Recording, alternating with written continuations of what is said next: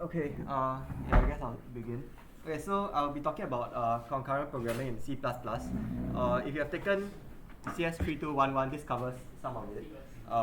Yeah, but I also talk about stuff that are not covered in 3211. So hopefully, for those who have taken it, there's a bit of stuff to learn here.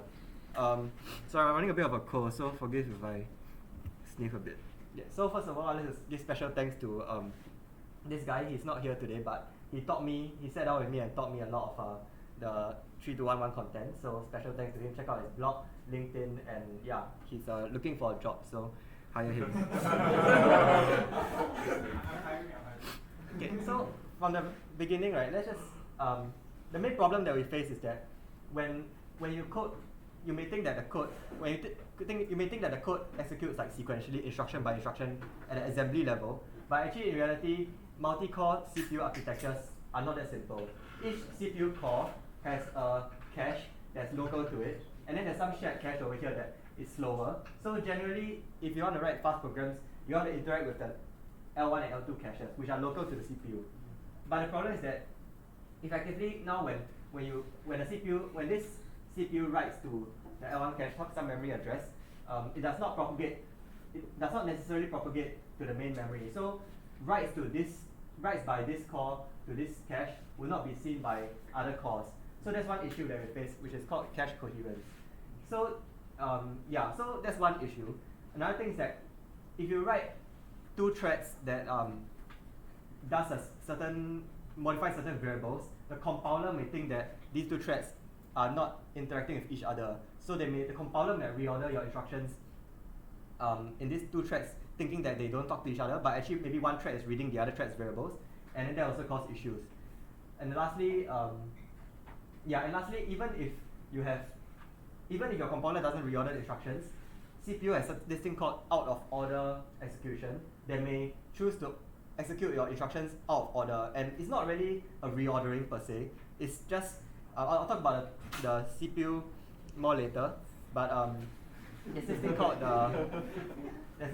the Tomasulo algorithm, where basically the CPU kind of queues up certain instructions to operate, and the net effect is that effectively it's kind of like executed out of order. So basically, this slide just wants to introduce the various challenges that you might have when you try to write multi-threaded code, and so this motivates the definition of the C++ memory model. So you see that all these problems, right, they are actually CPU dependent also, so they are architecture dependent. So maybe you write code for ARM, it works, but then you move to x86, it doesn't work. And basically, if you're a programmer and you want to write code that works on all architectures, and all compilers, then you have to face all these challenges. And so that's why they decided to define a very well-defined memory model at the level of the language, so that when you're coding in C++, you just need to understand the C++ memory model, and you don't need to care about the low-level details. So a memory model at the level of a programming language abstracts away all the details of the hardware. And so now, if I'm a programmer, C++ programmer, I don't need to worry about how the each architecture treats my code. That's the job of the compiler writer, the compiler author, to implement the memory model in the architecture correctly. So I'll be referencing the C++ standard and the CPP reference here as source of truth. And yeah, so I'll be introducing a few concepts first of all. First of all, I'll introduce something known as the happens before graph, happens before DAG, a directed acyclic graph. And after that, I'll talk about modification orders and coherence orders. And then after that, I'll talk about log-free data structures. So the way to think about concurrent programming is that it's a constraint satisfiability problem. So instead of thinking about how your code might be reordered and all that, think about the question we're going to ask ourselves is output A possible given a program P subject to a bunch of memory order constraints? And I'll talk about what these memory order constraints are in more detail soon. So generally, there's three kind of levels to it. The first is to think about the directed acyclic graph formed by happens before relations. Don't worry if this sounds great. I'll talk more about it in coming slides. So that's the first step. Then the second level of constraint is to think about the memory ordering. And roughly speaking, memory ordering corresponds to the writes to all the writes. And then lastly, you think about coherence order, right, which is roughly speaking all the kind of like reads. Yeah. So with these three constraints, for every program P, you look at all these constraints and you ask if your output can produce given these constraints. And yeah, so that's the problem that's the way that we'll be framing, at least that's how 3211 approaches it. We think of it as a constraint satisfiability problem. So if your algorithm doesn't work, then you might want to think about adding more constraints. Okay, so first, the most important concept is to talk about the happens before DAG. So if we look at the CPP standard, this is what they say. Right? So they say an evaluation A happens before an evaluation B if either of these three conditions hold true.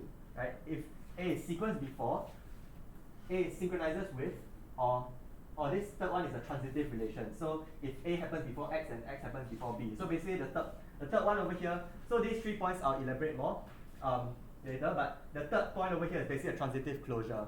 So in some sense, I like to think of the first two definitions here as constructing the edges, and then the last one here is just a transitive closure of all the edges. So this way you form a DAG. So yeah, so we consider the graph formed by sequence before and synchronizes with. Right? Sequence before is within a thread, and synchronizes with is between threads. And then we take the transitive closure. So yeah, so if there's a path from X to Y, then X happens before Y. So I'll have some examples later. So first of all, what's the first type of edge we can have in the happens before DAG is a sequence before edge. And so if you look at the definition again, we see that sequence before is a blah blah blah relation between evaluations, right? So evaluations are roughly corresponding to lines of code. So I can say this line of code, line 4 happens before line 6, or line 6 happens before line 7, right? And it's within a single thread. So this is code that runs within a single thread. And yeah, so basically this sequence before relation is actually quite intuitive. Basically, it's just the order of execution of the lines of code in your program. Yeah, this one is quite okay. And so here's a very simple example of sequence before relations. If I have this bunch of instructions, then line 4 is sequence before line 5, 5 before 6, 6 before 7, 7 before 8. And you have something like a conditional, then you'll be jumping around. And you have something like a while loop, then you can actually say like, if let's say there's a while loop, then you can say like line 100 happens before, line 100 sequence before line 98 or something. So it's basically the order of execution of your code. Imagine you're an interpreter, you're stepping through one by one, going through the program flow, conditionals, loops and stuff. And so sequence before is a relation on evaluations. Not exactly lines of codes, but sequence before is a relation between evaluations of lines of code. Okay, so basically it's the program order. Yeah, it's quite intuitive here. So a bit less intuitive one is, a bit more complicated one is synchronizes with, and this is a relation, this is a happens before relation that happens between threads.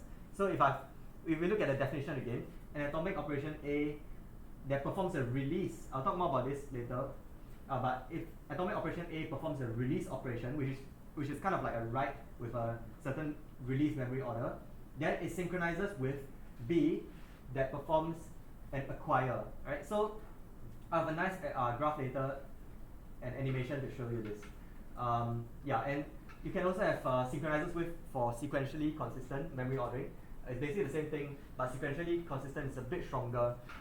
Yeah, but for basically synchronizes with is a relation that happens between evaluations between different threads when you have acquire release semantics. Okay, and yeah, so yeah, so the important point is over here is that A synchronizes with B if A synchronizes with B if B takes the value from a side effect caused by A, right? So that means, imagine I have two threads that's running right now, and thread A, and operation A happens on one thread, and B happens on another thread, right? Imagine A does a write, and B does a read. If B sees the effect of A, then A happens before B. But if I'm talking about two threads, right, and it's entirely possible that B tries to do the read first, and then A does the write. And in that case, there's no happens before relation between them. There's no synchronizes with relationship between A and B. So note that B only A only synchronizes with B. A only happens before B if B takes the effect of A. Yeah, question? So with the exact same code, it's possible for A to happen before B, and it's also possible for B to happen before yes. A. Yes. So it's not deterministic? No. So what we say is that the synchronizes with relationship is something that is only known at runtime. Okay. So it's not something you can stare at the code and immediately say definitively that this line happens that this evaluation happens before this evaluation. You must run the code in order to see whether that synchronizes with that. Okay. And which also means that if you're just a code writer, right, you don't run it, right, you need to imagine all possible decks in your head, all possible relationships that can happen, which is the challenging part. So is this like to form the foundation of, like, say, later on we make the code synchronized, like root code synchronized? Yeah. So this synchronizes with relation adds constraints between threads. They say that this set of code must happen before this set of code, and that's what leads to your invariance holding true. Like that's let's say, for example, one thread writes to an area in memory, and the other thread reads from the area in memory. So we definitely want the write to happen before the read, right? So we'll add something like we'll add this synchronizes with relationship as a coder. We'll add it in ourselves to make sure that A happens before B. Yeah, make sure that write happens before the read. Yeah. So note that X only synchronizes with Y if Y saw the side effects of X. Otherwise, there's no synchronizes with relationship. So a quick example here is that if I've imagine the left code is running in one thread, and the right code is running in another thread. These are C++ code, and so we see that if the left we have three stores storing 0, 1, and 2 with release with relax and release memory orders, then the code on the right here, that line, only this store of 2 only synchronizes with this load if and only if the load reads 2, right? If and only if this load reads the updated value caused by this evaluation. So once again, synchronizes with is something that is only established. This relationship is only established at runtime. Okay, and and do note that the write must also be done with release memory ordering, and the read must also be done with acquire memory ordering, right?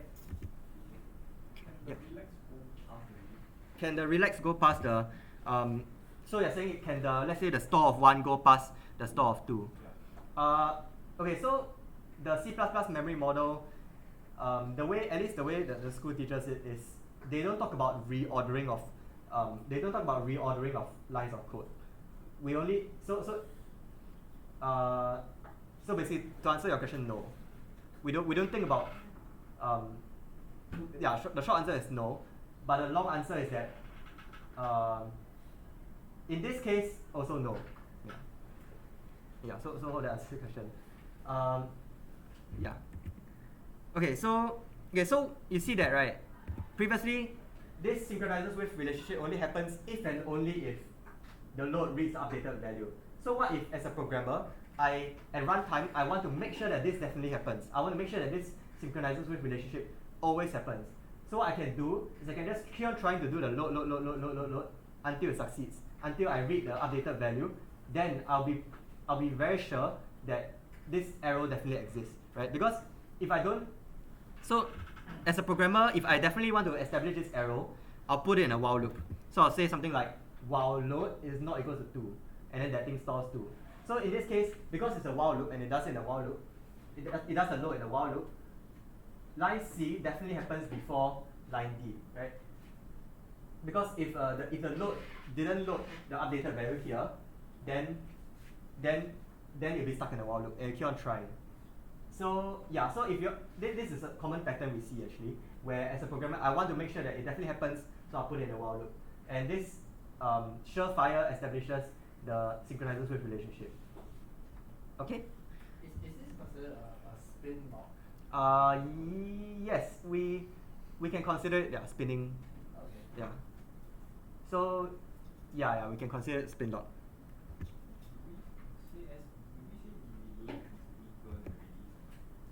Relax is weaker than release. Yes. Yeah. Yeah. So there's you see, notice that there's no. Okay, this is not a great example to illustrate this, but there's never ever a synchronizers with relationship between A and D or B and D. Yeah, because those are relaxed. Only release can sync with acquire. Okay, so here's some. I'm going to go through a few examples to kind of draw the happens before deck for each one of them. So one of it is so in this case we have this, right? So A is sequence before B, right? Because they're within the same thread, and X is sequence before Y because they're within the same thread. But between threads we have a sync with B synchronizes with X, right? Yeah. So here's another example. We have synchronizers relationship between these, and notice that the sync with relationship only happens between the same atomic variables. So if you have Y store, you store 2 in Y over here, and you load Y, only the sync with relationship only happens between these two. There's never a sync with relationship between different atomic variables like Y and Z. Right? It's only happens between the same atomic variables. So this is another example. I think, yeah, because you have 2 while loops here. Here's another example. So we have 3 threads now. Right? So basically, to establish all the sync with relationships, look at all the release operations for certain atomic variables and find the corresponding loads. And if the load is in a while loop, then we definitely know that there's a sync with relationship. Okay, so these are quite simple examples. Okay, in this case, they're all relaxed, right? We'll revisit this later. It's actually a counterintuitive example, but yeah, in this case, there's no sync with relationship between anyone. Okay, so we have covered the sequence before relation and the synchronizers with relation. So together, these two, they form the transitive closure forms the happens before deck. So yeah, so each deck corresponds to a valid memory ordering, and for each deck, we actually consider the MO and the CO, which I'll talk about later. So yeah, so here's a graph that illustrates. Let's say we have the following code, where I have X store 2 with release memory ordering, and then X load with acquire memory ordering, and then the following graphs will look something like that. So these are both, given this code, right? These are both possible happens before decks. So in one example over here, the 1 happens before 2 because of the sequence before, 3 happens before 4 because of sequence before, but there's no, in this particular deck, in one of the cases, one of the scenarios, one of the possibilities, there's no there's no synchronizers with relationship between 2 and 3, because maybe the load here loaded a old value, it didn't load the 2, right? So this is in one universe, this is what happens. This is a deck. Another possibility is that this could be happening at runtime. So note that for every piece of code, there's actually many possible happens before decks. Many possible memory orderings. Right, remember that 2 synchronizers with 3 if and only if 3 loaded what 2 stored. So we won't know until runtime, right? So when we design a program, we need to think of all the possibilities. Okay, so what about this code?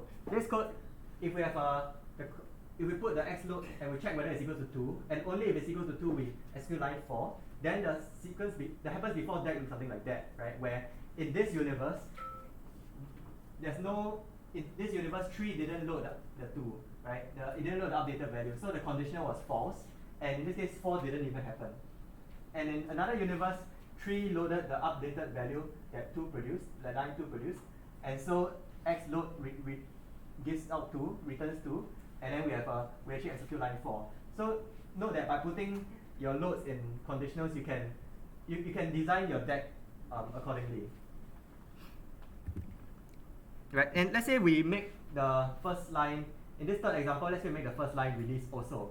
In this case, there's actually another possibility, which is that 3 loads the previous value before 1 even happened. In this universe, 3 loaded the updated value that 2 wrote. And in this universe, 3 loaded the updated value that line 1 wrote, but not line 2. Right? So the happens before that actually looks something like that. And now if I put just now we saw this example where we put the load in a while loop, and basically this is what happens, right? So in there's actually infinitely more graphs, right? But in one of the universes, 3 never ever loads the updated value that 2 wrote. So 3 just happens before this. All these are trees. And in another universe, at some point in time, 3 reads the updated value that 2 produces, and then it goes into it finally jumps out of the while spin loop and goes to line 4.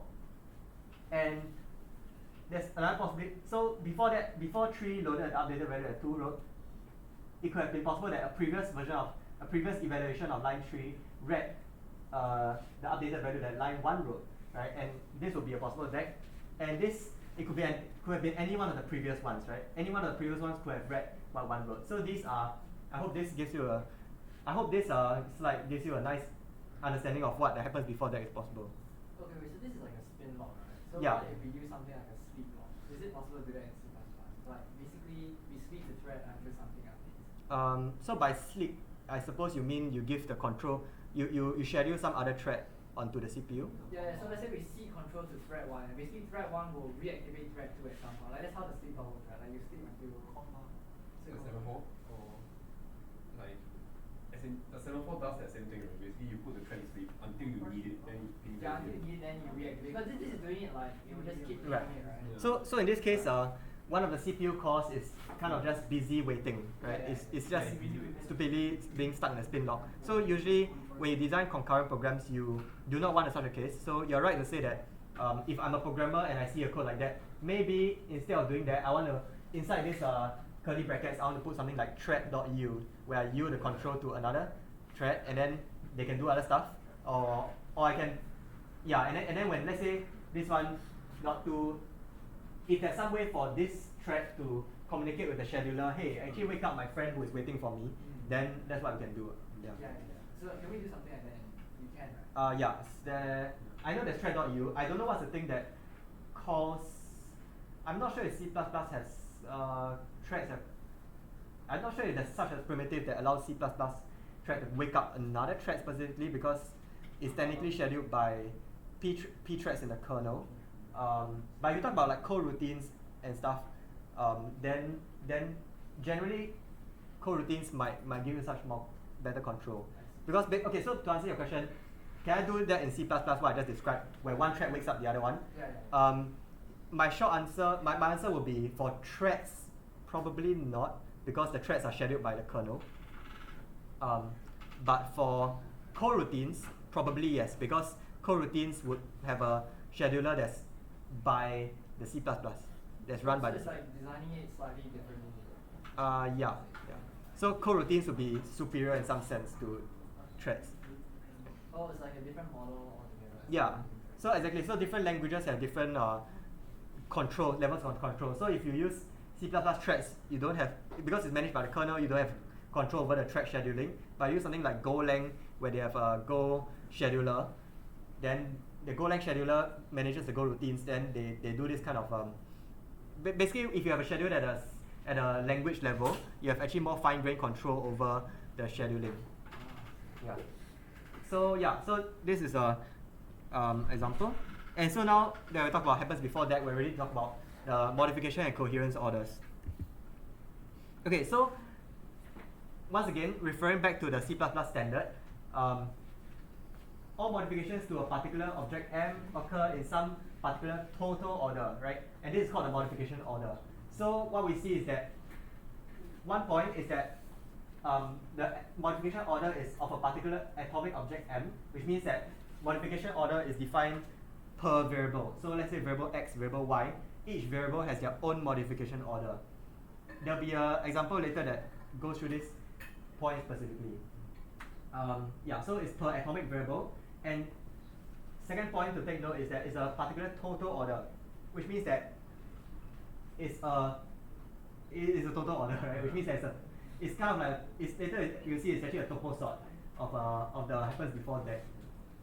And once again, because it's a tuple sort, there's actually multiple possible modification orders for each variable. So that's modification order. So so there are a bunch of conditions that the C++ standard, there are a bunch of guarantees that the C++ memory model gives you for modification order. So here are the 4 things, which what we call read-write coherence. So if we look at the point 1, okay, it's a bit wordy, but basically point 1 is saying that if two writes are in the modification order such that A is earlier than B, then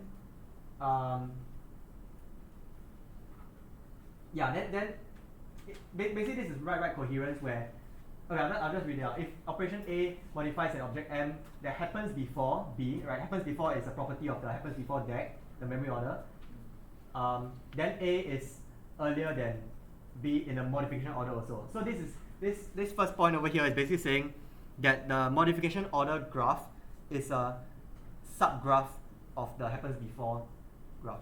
So the modification order DAG is a subgraph of the happens before DAG, and the modification order DAG is only made up by the subgraph is the only nodes in the subgraph are the writes to the atomic variable, not the reads. So so basically this kind of establishes that the writes respect the happens before relation. Then the next point over here is that if the value combination blah blah blah happens of A happens before B, and A takes its value from side effect X, then the value computed by B is either the value stored by X or later, or a later side effect Y.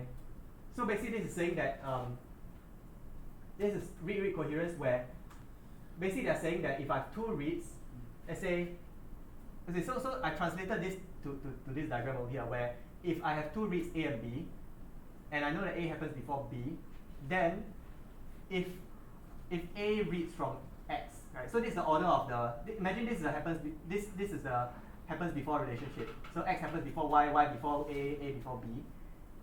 This second condition says that if A reads the X, then B will either read X or Y, right? B cannot read something before.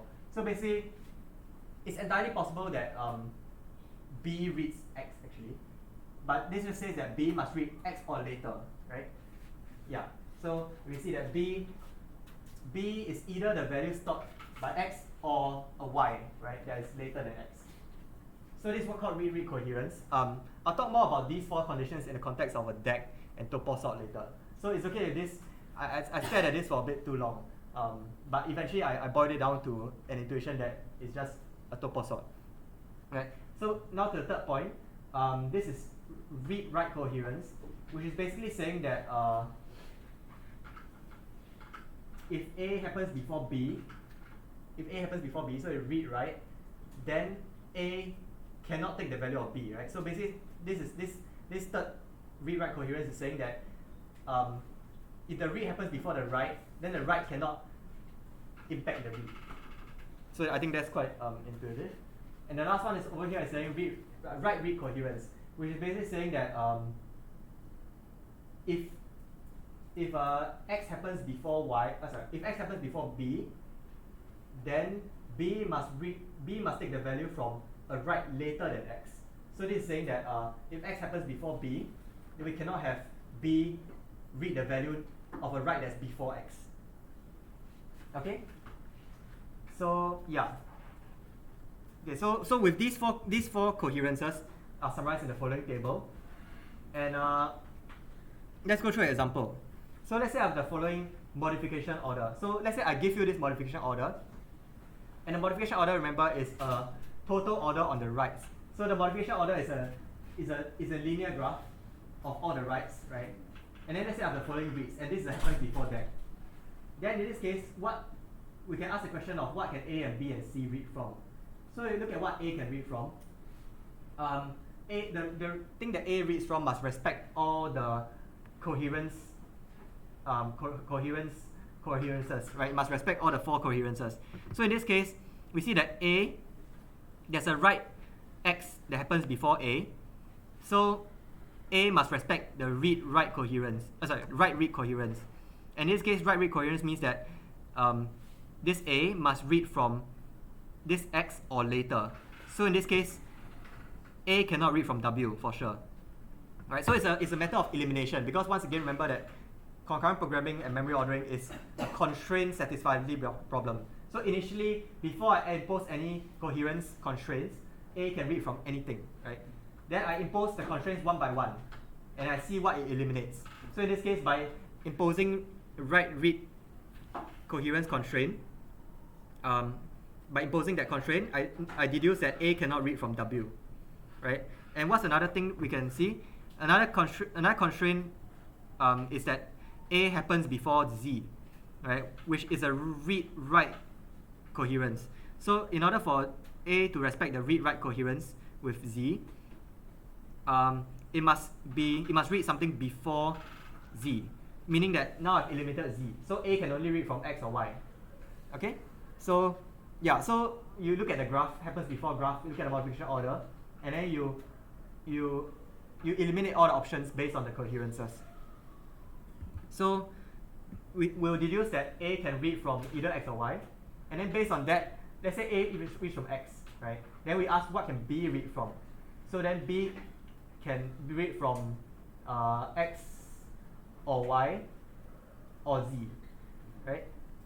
Yeah. So I listed all the valid values that all the valid topo sorts over here of this deck, and basically the A and B here based on each of these are possible, right? So in this case, like B can read from Z, B can read from Y. Sorry, B can read from in this case, A will read from Z and B will read from Z.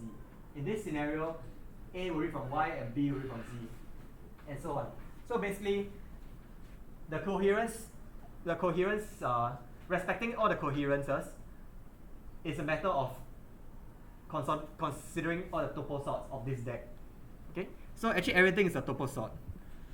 So yeah, so that's what I described. The coherence order, once again, we look at the formal definition, mostly what I've covered already, but the formal definition say that A is coherence order before B if number one, A is a modification and B reads from A, so it's a write and then a read. This one, the next one is basically saying it's a subgraph of the modification order, so it's a write.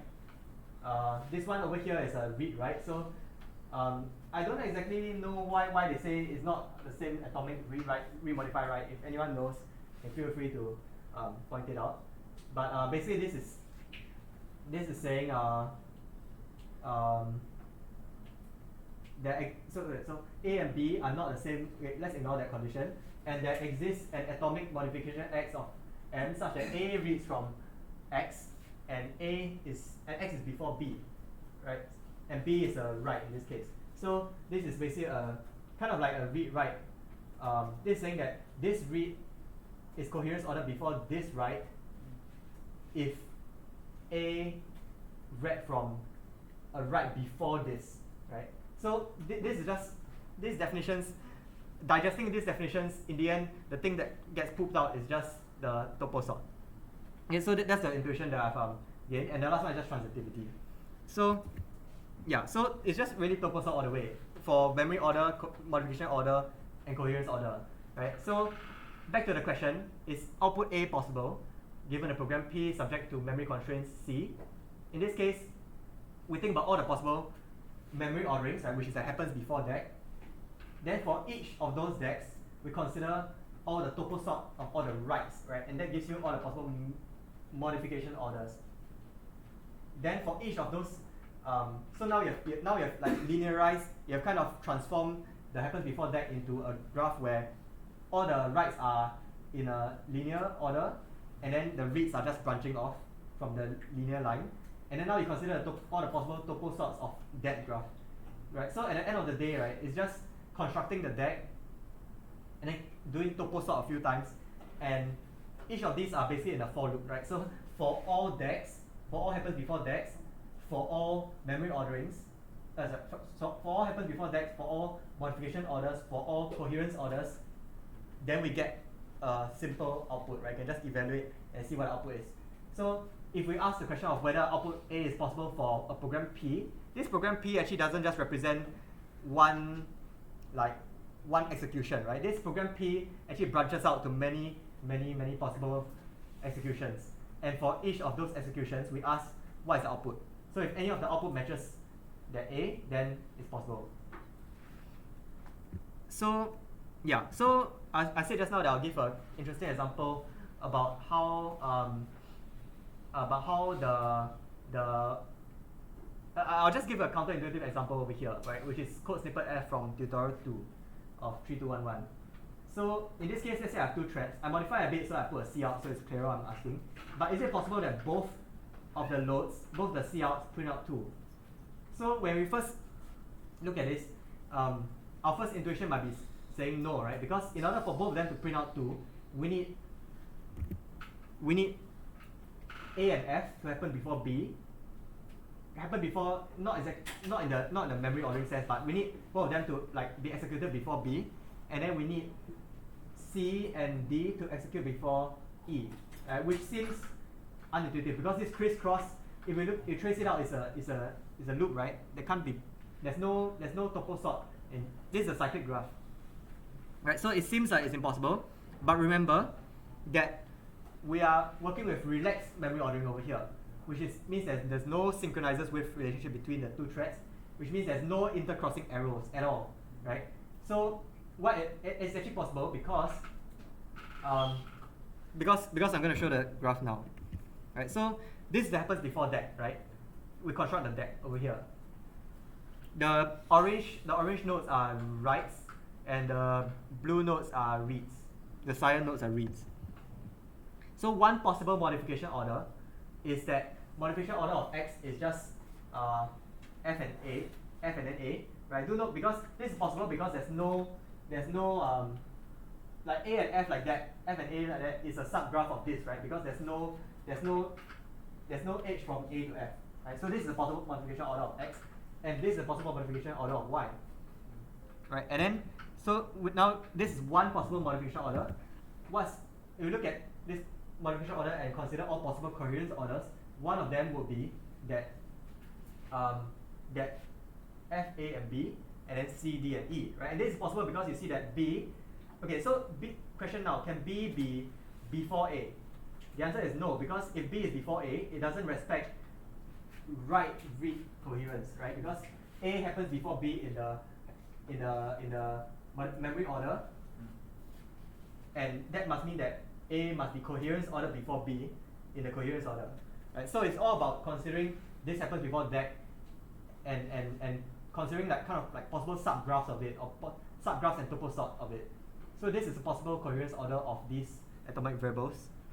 Wait, but I don't get it though. How is it possible that A runs after F, but E runs after C? Okay, so right now this is very unintuitive. There's two answers that I'll say to this. One is that these are just following all the rules I've covered in the past 30 minutes, right? This respects the rules that I've described, right? And the rules are the memory order. So the C++ standard says that this is possible. But another thing I'll mention later is that, in fact I'll mention it now, is that this is unintuitive, but why it can happen in the CPU is because of out of order execution, right? So we may think that F, so right now we look at code within one thread, we may think that F must definitely happen after D, right? Because it comes after, right? But in reality, in the CPU, there can be out of order execution, and I'll talk more about this, about how exactly it looks like. Yeah. It's not assembly reordering, right? It's the assembly implementation reordering. Yeah. So it's not reordering of the assembly. It's not down at compiler level, but it can be executed out of order by the CPU itself, right? It's yeah.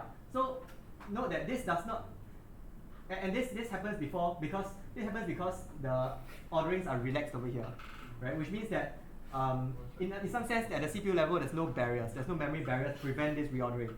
So even though I said that CS3211 teaches everything in terms of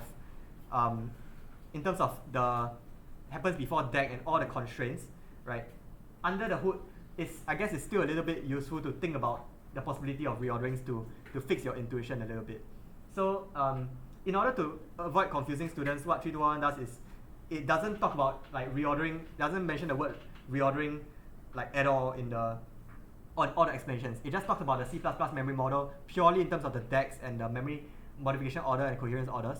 But all that rules, all the set of rules is in some sense is consistent with some of the ideas here, right? So I hope this fixes the unintuitiveness. So is it correct to say that although the CPU can do out of order execution, it will still follow the rules of that C++ stuff that you mentioned earlier? The CPU doesn't respect the rules, but the programmer who wrote the compiler, they must take your C++ code and output assembly code such that the execution respects the C++ memory model.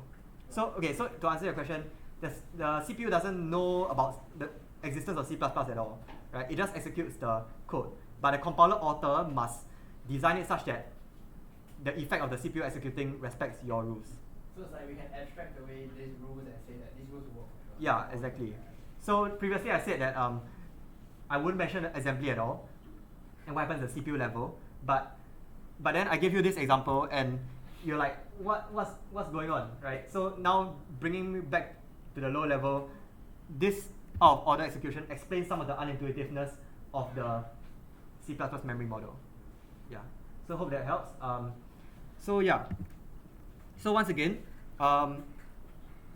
turning the CSP on its head, right? If I tell you to design a concurrent data structure that must obey a set of invariants, what you do at first, you make everything relaxed, right? You start out with the most relaxed version, which is very fast, right? Because adding more constraints, adding like release semantics or sequentially consistent semantics, it makes your program slower. So you start out with the most relaxed version, very, very fast, blazing speed, but wrong, completely wrong, right?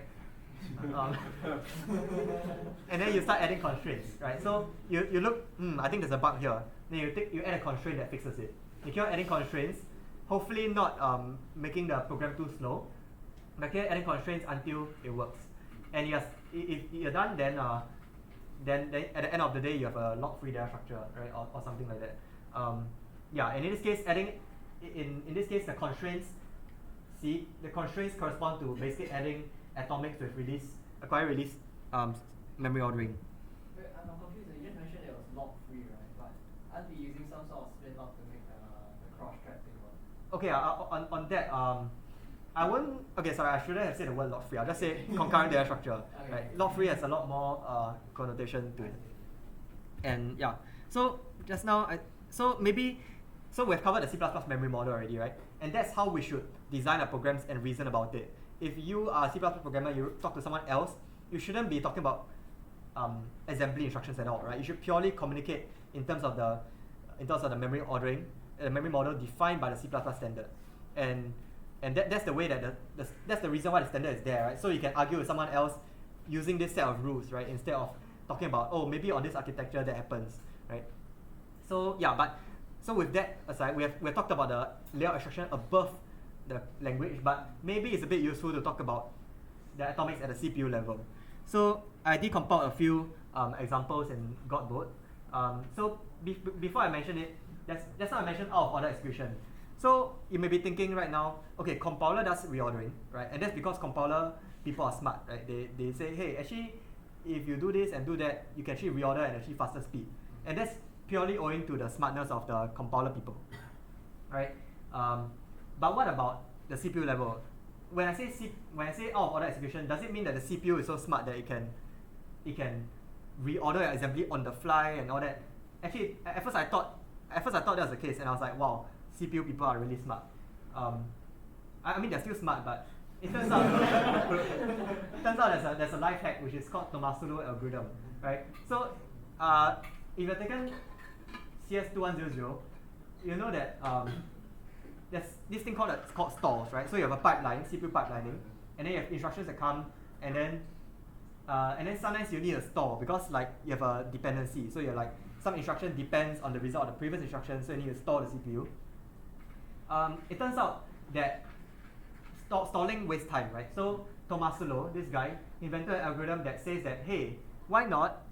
The exact details I won't go through, but the rough idea is that in front of every stage, right, every unit of computation, every stage of the pipeline, why not you just kind of form a little queue, right? This little queue, we call it reservation stations. Form a little queue for instructions to kind of like chill there, right, and wait, right? And then if we see a stall in, let's say, the FP multiplier stage, then we just say, hey, this stage will just say, hey, I'm stalling right now. Why not somebody else come and do something, right? And it'll just pop from the queue. So that's the whole idea. That's a very rough idea of Tomasulo algorithm, where in front of every unit of computation, every stage, you have a queue of instructions to be run. And because of that, it's entirely possible that maybe like instruction A join this queue because it comes first, and then instruction B join this queue. And then later on, it turns out that this stage is more free, so maybe let B complete first, right? And then A completes later.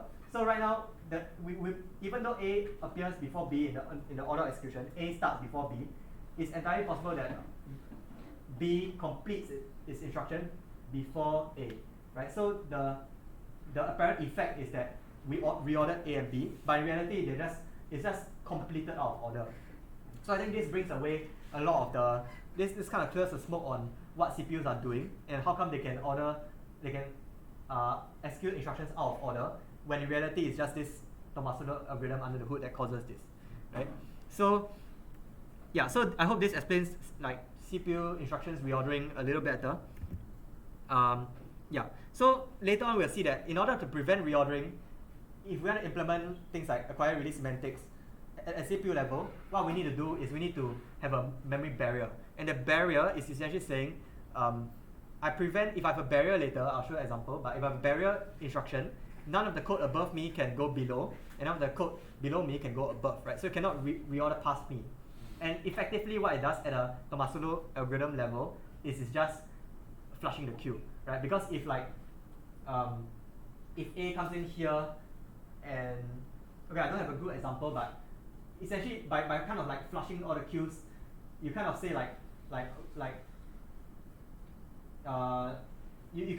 cannot like all the instructions in the queue already will be done by the end of the flush, and all the instructions that come after that will not have completed before those flush instructions. So roughly speaking, that's what the barrier does. It flushes the queue of the Tomasulo algorithm. Okay, so I decompiled a bunch of store, relax, release, store, relax, store, release, store sequentially consistent, as well as the loads.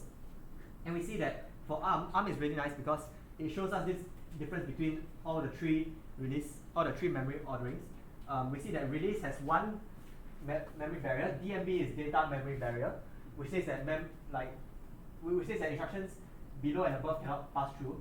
And we see that sequentially consistent has two, right? So you can see very clearly that from relax, acquire, and sequentially consistent, it becomes stronger and stronger, right? And these DMBs are expensive. So the more you go below here, the more expensive these loads are. So yeah, ARM is really nice in letting you see this. Another really nice thing we can see is that, remember just now I talked about like happens before relation, and so we can see that over here also. So if we have the data memory barrier here, that means that these instructions in this orange box cannot ever go above it, right? And likewise, these instructions here cannot ever go below. And we look at the store release, one of it is a STR, which is a store, right? It's a store to a region in memory. And over here, one of the LDR is a load from the memory, right? Load from address R3 to R0. So if this box cannot go above the barrier, and this box cannot go below the barrier, what that means is that if this load read this store, right, then all the stuff above this store must happen before all the stuff that happens after this load. So you can see that, like, looking at the assembly instructions directly, we can already kind of infer some of the happens before relationship, right? Which is that if this load reads if and only if this load reads this store, then all the stuff here happens before this, right? So that's something we can see nicely, and this also makes sense, right? Because like if this load didn't read that store, there's no guarantee at all, right? Anything could have happened, right? Yeah. So if we look at x86, there's a bit of a stronger x86 has. If we look at the x86 assembly, we don't see these. We don't see the difference between the various stores and load that clearly, the various memory orders, right? We see that there's an exchange instruction here for sequential consistent, but the rest kind of look the same, right? And that's because x86 has stronger memory orderings. So as a stronger memory order, so basically x86 doesn't really support relax, right? If you write a relax in x86, it's as good. It's basically the same thing as release, because x86 at the assembly and CPU level, they don't support that relax. They don't support relax, the relax operations. So yeah, so basically this exchange thing is a atomic swap which cannot be reordered also. So kind of like a barrier of sorts. But my point is just showing you that memory ordering depends on the architecture also. Okay, and exchange is basically it's just quite a locked instruction, which I'm going to do much detail. You can read the PDF here. It's quite a good resource. But there are some rules. There's a memory ordering for the x86 CPU also. So just now I described the CPU memory ordering, but there's also a x86 and there's also a ARM memory ordering, right? Each CPU architecture has their own memory model. Okay, so now that I've covered the basics of atomics, we can start writing a data structure.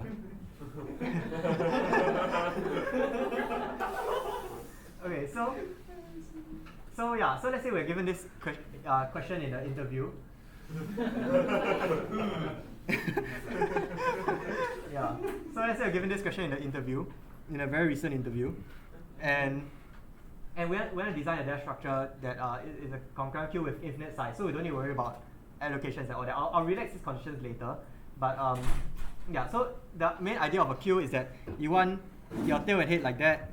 If you push something to the queue, then your head marches forward, you store something there, you push it forward, you push, you pop, and then you try to pop an empty queue, you get an exception. Let's say we design it such that the data structure shows an exception.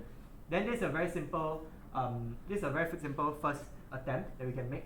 We have a array of integers or a integer pointer to data, which is our buffer, and then we have a head and tail variable. And so in our push, we just store to the head.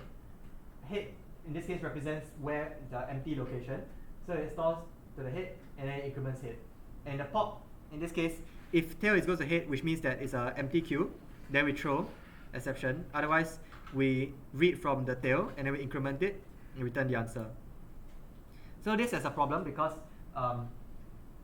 this is something known as a data race. And we look at the definition once again. The definition of a data race is that two expressions, the definition of data race is that one instruction modifies a memory location, right? In this case, memory location refers to like variable, right? Because variables are stored in the stack. So one instruction modifies a memory location, whereas the other one, it reads, right? So point 2.1 and point 2.3 right here. So you can see that we have a data race here because it's possible for one thread to be modifying it while the other thread is reading it. So data race, what can happen? Anything can happen because data race is undefined behavior, and after your code hits undefined behavior, there's no more guarantees that the language gives you. You can there's a story about this. There's a story about this guy. I heard one of the talks. They say that undefined behavior caused a monitor to catch fire. So literally no guarantees from the language. So the solution is to turn into atomics. So you see that head and tail over here, they become atomics. So atomics are, so now they have atomics. So right now we have one concern, right? What if the pop reads the head before head is fully updated? So what we might be concerned over here is that we might be worried that this read happens before this write, right? And that's okay because if the read happens before the write, if this write hasn't completed, we haven't even exited the push function. So in some sense, it doesn't break any invariant of the queue, right? Because we haven't exited this code yet, so the push hasn't even completed. So we're just if the read happens before the write here, what is really from the point of the queue, from the point of perspective of the queue, it's just saying that I've written to the data location, but I haven't. It's not ready for reading yet in some sense. So it hasn't broken any invariance. Okay, but the question now is, does this code work? Right? If I change the push code from this to this, does it work? Right? Does it work? And the answer is no, because in this case, I could have a possibility where I write first, right? I write this and then I read. And in this case, if I write to it before I read from it, then it's possible that this last instruction hasn't happened. And this last instruction is a instruction that actually puts the data in the memory location, right? In the array, in the buffer.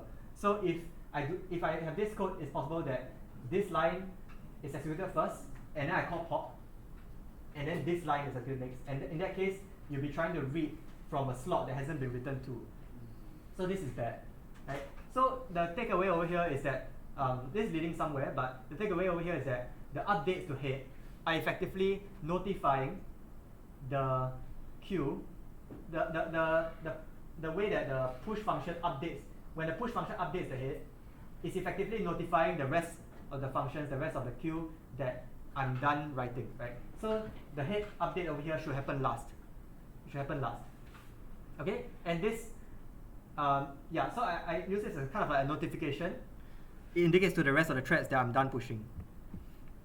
More formally, I want this instruction to happen before this instruction, right? So if I were to relax, right now by default everything is sequentially consistent, which is correct but slow, right? But if I want to relax it, what I can do is I can turn it into acquire release later.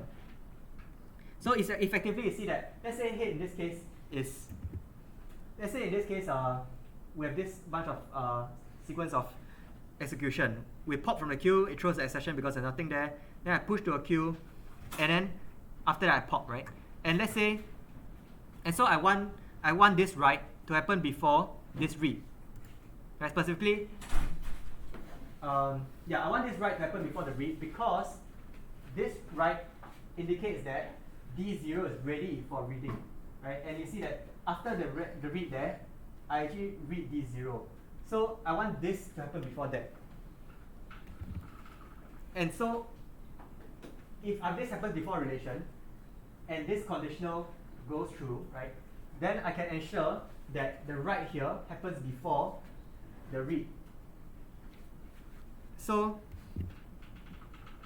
yeah, so this is the idea where I want some synchronization between this last instruction and this first instruction to make sure that the invariants of the queue are not broken, right? To make sure that when I read data of 0 has been written to already by push.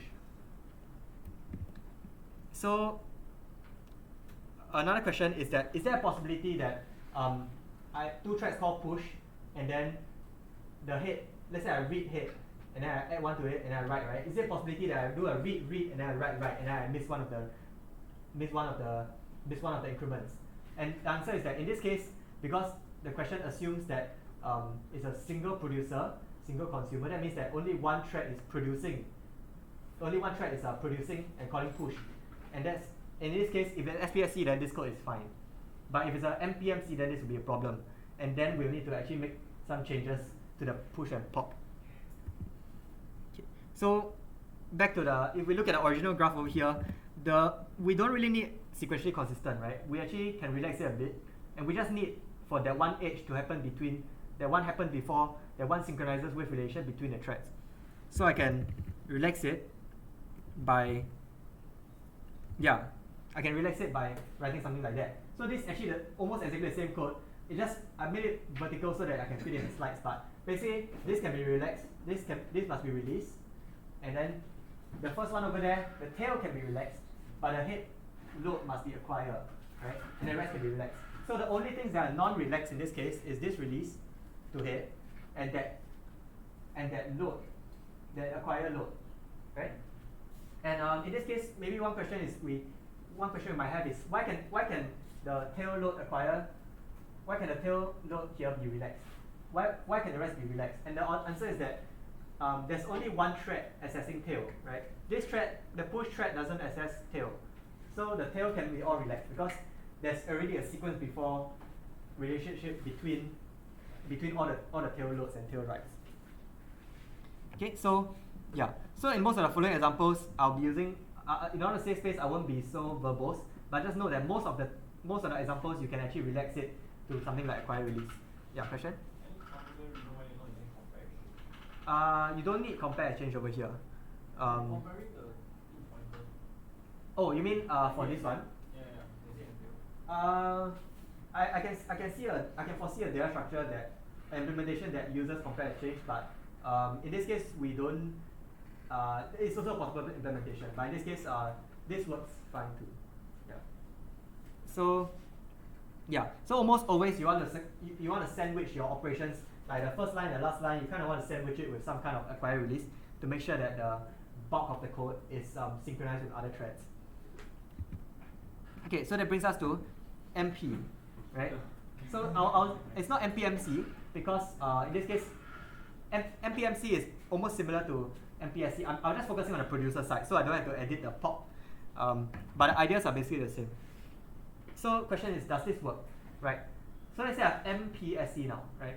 So the pop code remains the same. In this case, the push code, I do dot load to emphasize that it's atomic, but it's just reading it. And I do a fetch add. Fetch add is basically atomic increment, so similar to just now. Question is now is that can this work? And the answer is no, because it's possible for multiple producers. So let's say I have 2 threads that enter push, right? It's possible for multiple producers to load the same value of head and read to the same and write to the same location before execute the increment. So it's possible for one thread to be like A read, B read, and then the increment, right? And by then it'll be too late. So what we need is something called a cas loop.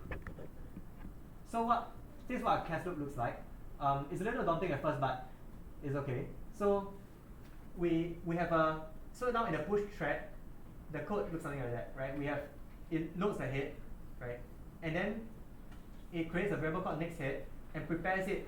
It says that next head is equal to current head plus 1. Note that this line doesn't change the head atomic variable, right? We only read the atomic variable here. We kind of did our calculations to kind of prepare for an update, but we didn't actually update the head yet, right? And after that, we do a compare exchange week. So what this compare exchange week is it's saying that this compare exchange week, if we look at a C++ reference, it compares the atomic variable head to the expected, right? The parameter expected, which is the first one over here, which is current head. So these 3 lines of code here compares head with current head, and if it's equal, right, it replaces head with the desired value, which is next head, right? And if it fails, then it actually replaces current head with head. So it's doing a bunch of stuff over here. It's doing quite a lot of things, but the intuition is that we want to make this right. We want to make this exchange. We want to make this right only if our view of head hasn't changed, right? So let's say multiple threads go in. Let's say the state of the queue is this right now, and multiple threads are trying to push to the queue, right? So all of them will read. All of them, let's say they read current head. And the idea is that they will do some computation. In this case, the computation is calculating the next head value, which is plus 1. They'll do some computation, and at the end of the computation, after they're done, they'll do all the computation locally first. And then only at the end will they say, hey, I'm done my computation, I'm ready to update the queue. Can I update the queue? And they'll only update the queue if the state of the queue hasn't changed since they last read it.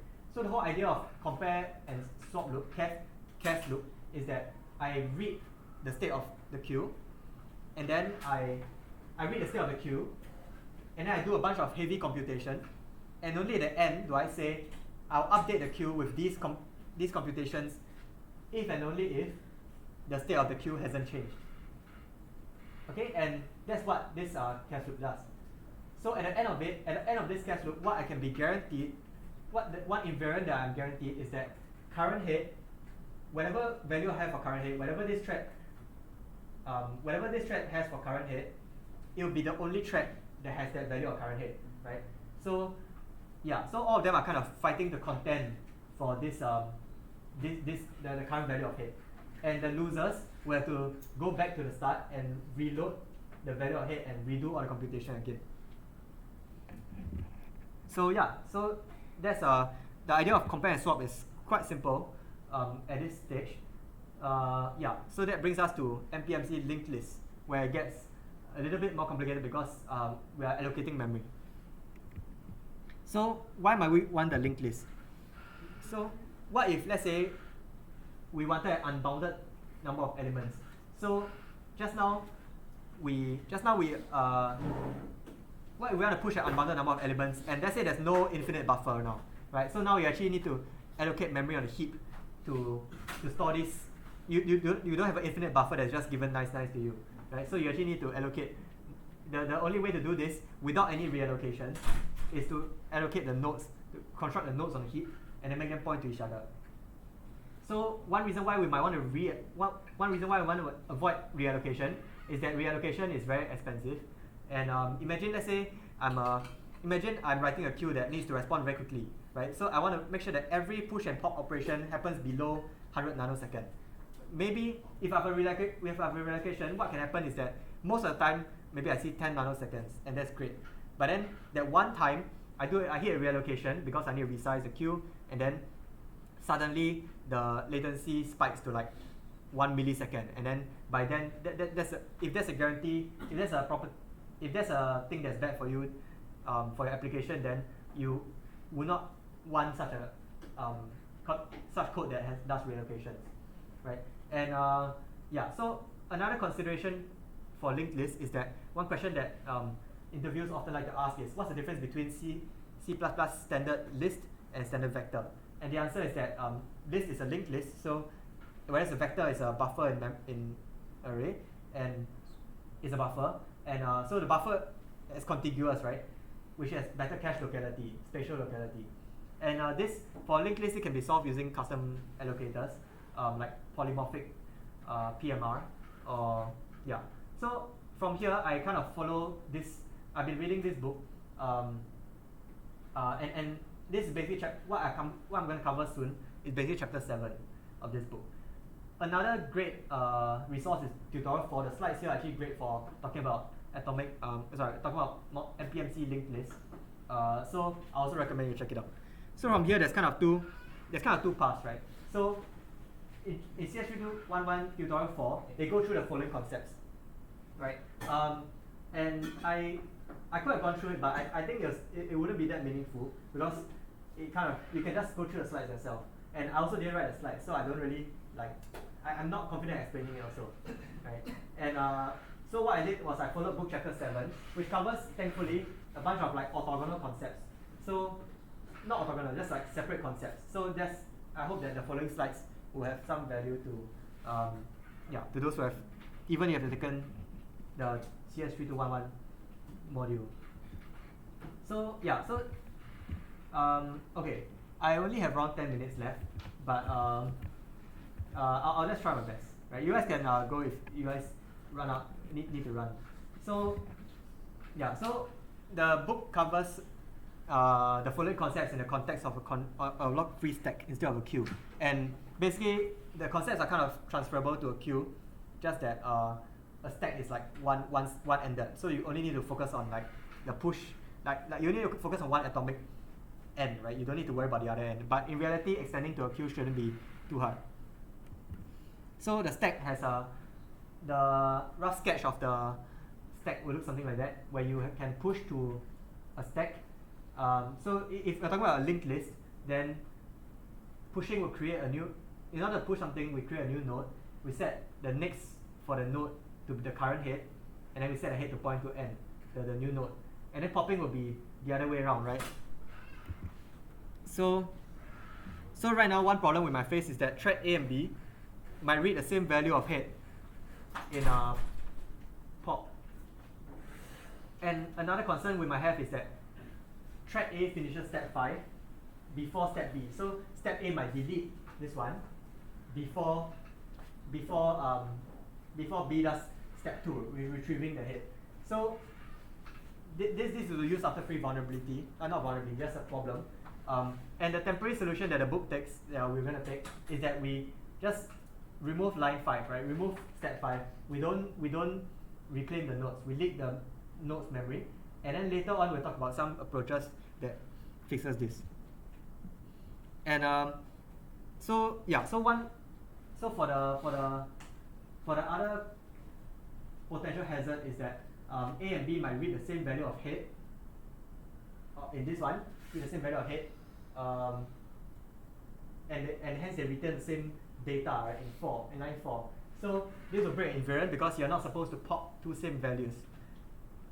So the solution will be to do the popping, basically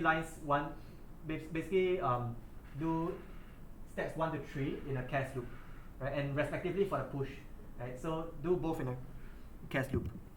So this is what the code looks like from the book, and there's a Godbolt link here you can explore yourself. Yeah, so over here we made a design choice to use shared pointer for exception safety and reference counting.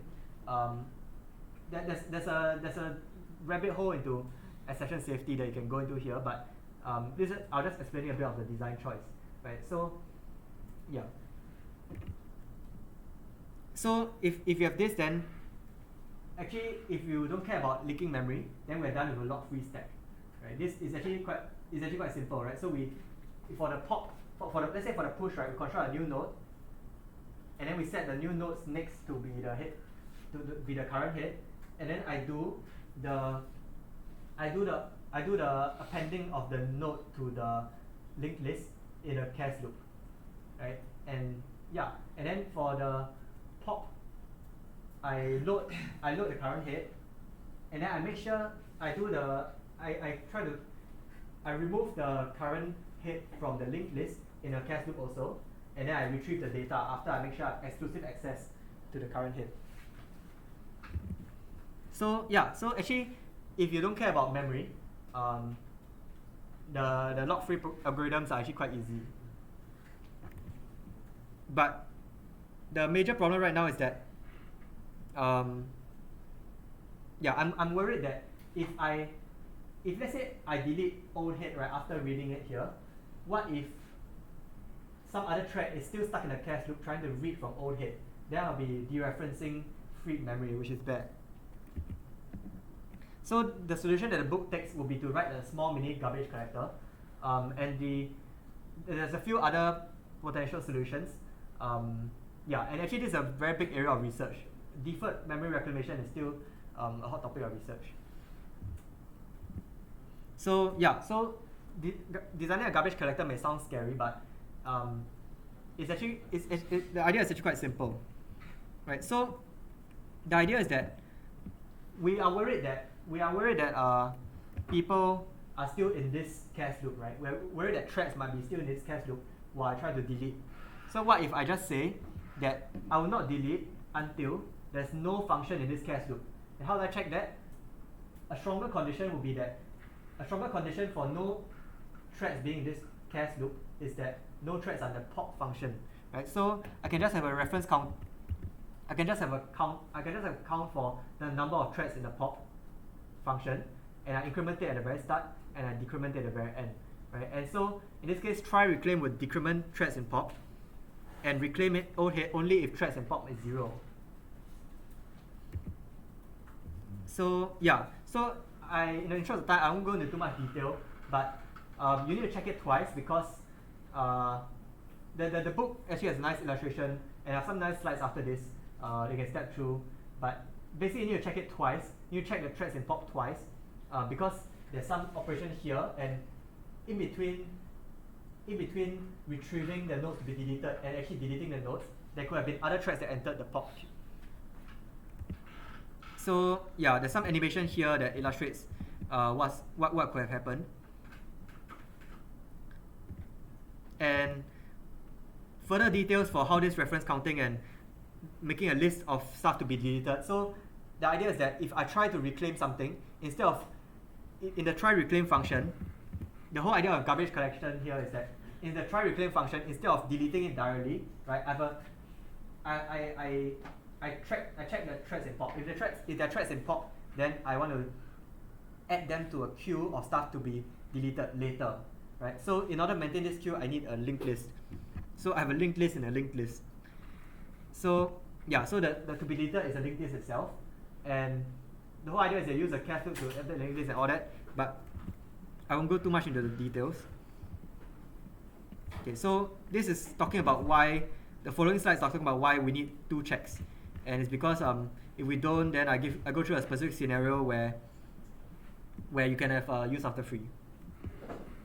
So the TLDR is that concurrency is very hard, right? You need, just now in the memory ordering slides, you need to imagine all possible decks, right? All possible memory modification order, all possible coherence orders, and it's very easy to leave out one example, right? So things like threads, like tools like thread sanitizer and formal verification can definitely help, and some formal methods to proving correctness of concurrent data structures is kind of under development also. Okay, so with the garbage collection, there's a few problems, which is that the condition for being able to free something is actually too tight, right?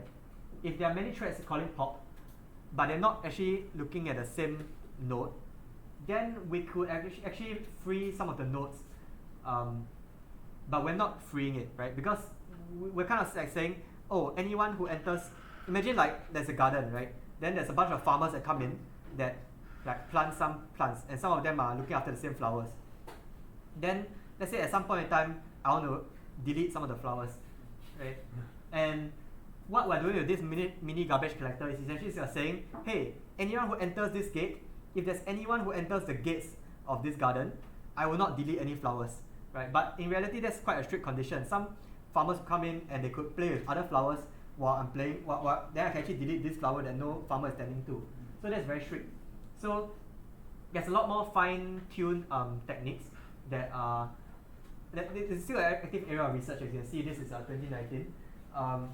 And these different methods have different trade-offs as well, right? So very quickly, I'll go through the idea of hazard pointers. It's actually quite complicated, but the whole idea is just that I want to maintain a global list of references, right? So if I have some node n, some object n, I want to maintain, if some thread comes and read this value, I want to maintain, I'll put it in this global list. Some other reader comes in, and now when I'm a writer, I want to delete this guy. I'll go through the entire list to check whether there's any references to it. So it's basically like reference counting, but there's a global list, and now, yeah, that's the main idea. And so if a reader no longer needs it, it removes the slot. We call it a hazard pointer slot, and removes it. And now if a writer comes, it can now free n because there's no more references to it. So the complication is that it's possible for a reader. Remember, a reader comes in. If a reader comes in, it would get an address and then I'll put it to the global list. Right? It's possible for this between the reader getting the address and writing, and between the reader getting the address and the reader storing in the global list, it's possible for stuff to happen in between. Right? So the problem to fix this is we need to do the load and store atomically in some sense. Right? So this is a scenario where it could break down, where a writer comes in and slots itself in between the load and stores, and that's very bad. So there's no way to do the load and store atomically, but what we can do is we can kind of have a cast loop. It's not really a cast loop. We can just have a loop where we say that we keep retrying and retrying, and basically I do a load and a store, and if I'm worried about stuff coming in between and changing stuff, I can just check whether there's something that came in between, right? And if something came in between, then we can redo and go back to step 2. And the way to implement this checking is to have an atomic pointer A that the writer can update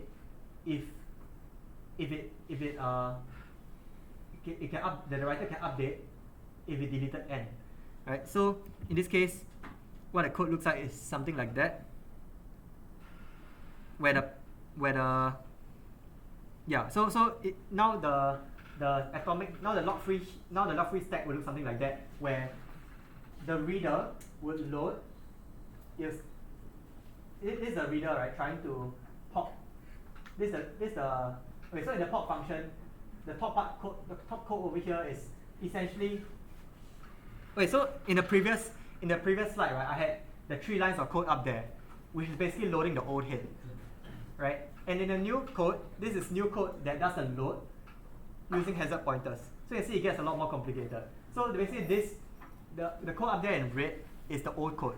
And the code down here is that code. It's semantically the same thing, but the code down here does use hazard pointers. So you can see I do a load store and a load again, and I check whether something has gone wrong. So yeah, and so this is, once again, the code here is that code blown up, but using hazard pointers. Okay, and then there's a bunch of functions here that I didn't define in the slides. It's defined in the book, but basically the design space for this is where all the complications of hazard pointers come in. And there's a lot of trade-offs you can make. So what I'm trying to say is that hazard pointers as a concept is actually very simple, right? It's just maintaining a global list of references. But the devil is in the details, and the implementation details can get complicated. Like these functions could be different things, and it could make the design of hazard pointers very different. Here are some very good slides. Here are some very good references, and reference implementations by the following companies. Okay, so I'll just speed through atomic shared pointer real quick. The idea is that if the atomic pointer over here, if the node star over here is a shared pointer, then we can have reference counting for free, right? Because shared pointer does reference counting, and right now the problem is that we cannot keep track of the number of references to a head before it's removed, before it's deleted. So atomic shared pointer will solve all problems. And so under the hood, this is what atomic shared pointer looks like. There's a nice, in order for us to consider the design space for this, we can simplify this atomic shared pointer to the following. So, okay, in the interest of time, I won't go into too much details, but basically, the whole idea is that there's a technique called split reference count, where I maintain 2 reference counts, right? So this is the simplified model of a shared pointer, where the shared pointer owns a pointer to a control block, and the control block is shared, is common among all shared pointers, right? So you see the center thing is a control block, and all shared pointers point to it. And basically, to have an atomic shared pointer, we need to update these 2 red boxes atomically. And most architectures don't support that. So, but what most architectures do support is double width compare and swap. So it's each width over here refers to like 8 bytes. So most architectures have a 16-byte atomic operation. And so how do we, if we're given this primitive, how do we do double compare and swap, right? The answer is that we maintain a local reference count, right? So if I want to atomically change these 2 things, what I can do, and I don't have such a primitive, what I can do is I can atomically change this thing, and then after that try to sync up the local ref count and the global ref count, right? So I'll have one cache loop to update this red box, and I'll have another cache loop to update the local ref count and the global ref count to sync them up. And yeah, so this is roughly the code. This talk goes into great detail and is very good. And yeah, I'm nearing the end of the slide. So just now I talked about a few. The atomic shared pointer is a way of solving it. Hazard pointer is a way of solving it. And you can see there's a whole list of stuff. There's a whole list of other techniques over here. One of them is RCU, and a bunch of other techniques. But what I just want to mention is that RCU is the way that the Linux kernel does it. So Linux kernel does scheduling, and you can imagine the RCU is actually used almost everywhere in the Linux kernel, introduced at like version 2.6 or something. And the whole idea is that if I remove a node over here, I don't actually freeze memory until all the readers that have a reference to it stops reading it. So you can see that in this case, I look at the removal, I draw a line up, and I ask which of the readers read before this line. In this case, I have this reader, this reader, this reader, this reader. And then now I look at all the readers that read before this line, and I look at when they finish reading from it. So in this case, the furthest one is actually this one, right? Because among this, and this, the latest one that ends is here, right? And so after the last reader, after yeah, after the last reader has stopped reading from the old, after the last reader has gone out of scope for the old one, for the reading that read the old value, I can now reclaim whatever was removed here. And this is used in the Linux kernel. If you use like persistence data structure, actually the RCU smells a lot like persistence in competitive programming. So yeah, so actually that's the last slide. So yeah, so that's all. Any questions?